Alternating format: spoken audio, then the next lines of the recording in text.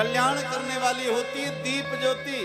दीपक जलाओ भगवान की पूजा के लिए, आरती के लिए। और मैं एक आपको बहुत अच्छी बात बताने को जा रहा हूं, ध्यान से सुन लीजिए भैया। दीपक जलता है घी का, सुन लो कान खोल के। दीपक खाने से जितना लाभ आपको नहीं देगा, उससे ज्यादा दीपक में महाराज घी खाने से उतना लाभ नहीं होता है जितना घी को जलाने से लाभ होता है। याद रख लेना।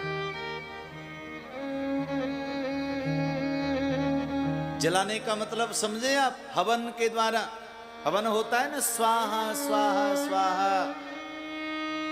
घी मिश्रित होकर के वन औषधियों के साथ मिलकर के अग्नि में जब समाहित हो जाता है, वेद मंत्रों के द्वारा दिव्य सुगंधी निकलती है, पूरे वातावरण को मंगलमय कर देती है। और वातावरण यदि पवित्र है तो आप स्वस्थ हैं भैया। घी क्या करेगा?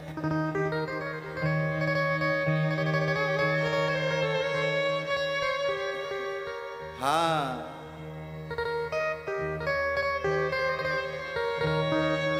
घी कितना भी खा लीजिए, और प्रकृति में इस वातावरण में प्रदूषण है, अशुद्धता है,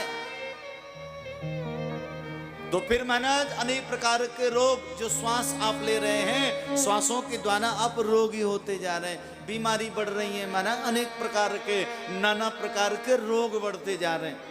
हाँ, इसलिए याद रखो भैया, घी उतना ही खाओ जितना लिमिट का हो, निरोगी हो जाओगे।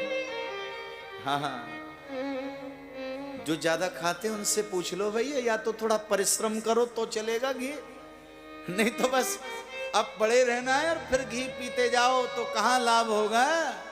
नहीं नहीं, कोई लाभ होने वाला नहीं है।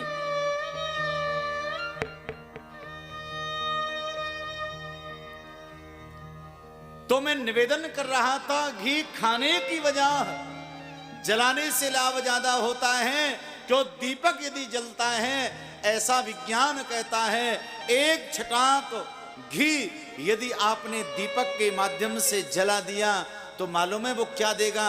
इस प्रकृति को, इस भूमंडल को 1 टन ऑक्सीजन देगा महाराज, 1 टन।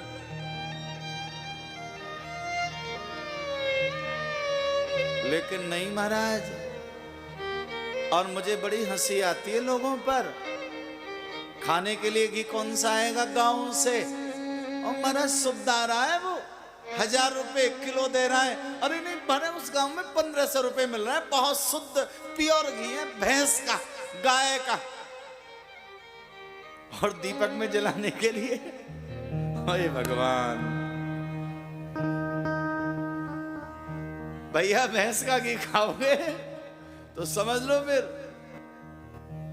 और जलाने के लिए दुकानदार के पास में चले जाओ, पंसारी के पास में चले जाओ, और उन पंसारियों को, उन सेठ महोदयों को मैं प्रणाम करता हूं।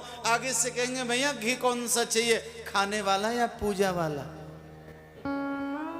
ये भी 2 प्रकार के होते हैं भैया। खंडेलवाल जी, अभी पता लगा हमको, ज्यादातर काम पड़ता नहीं, भाई साहब सेवा करते रहते हैं हमारे, गांव से घी आ जाता है। एक बार आवश्यकता पड़ गई और उन्होंने गए पंसारी पर, दीपावली पर, उन्होंने कहा एक घी 200 रुपए किलो वाला है और एक 700 रुपए किलो वाला, लो। तब हमने कहा भाई ये 200 किलो वाला घी किस काम में आता है? तब पता लगा कि महाराज ये पूजा के काम में आता है। हे भगवान, पूजा के काम में 200 रुपए किलो वाला घी, उससे बढ़िया तो न जलाओ तो ज्यादा बढ़िया है भैया। भगवान को केवल नमस्कार नमस्कार कर दीजिए, उस घी को जलाने से प्रदूषण पैदा होगा। आप प्रैक्टिकल कर लीजिए, गाय का घी जलाओ और उस लौ के ऊपर कोई पात्र रख दो, कोई प्लेट रखो, कोई थाली रख दो, घी कितना भी आप दीपक में जला दीजिए, वो थाली काली नहीं पड़ेगी। और केमिकल वाला घी का दीपक जलाओ, ऊपर थाली कर दो, हमारा पूरी दीवार काली कर देगा वो। थाली तो काली हो ही जाएगी, पूरी दीवार, पूरी अलमारी, पूरा मंदिर सब काला काला काला काला हो जाएगा, क्योंकि इसमें केमिकल भरा हुआ है।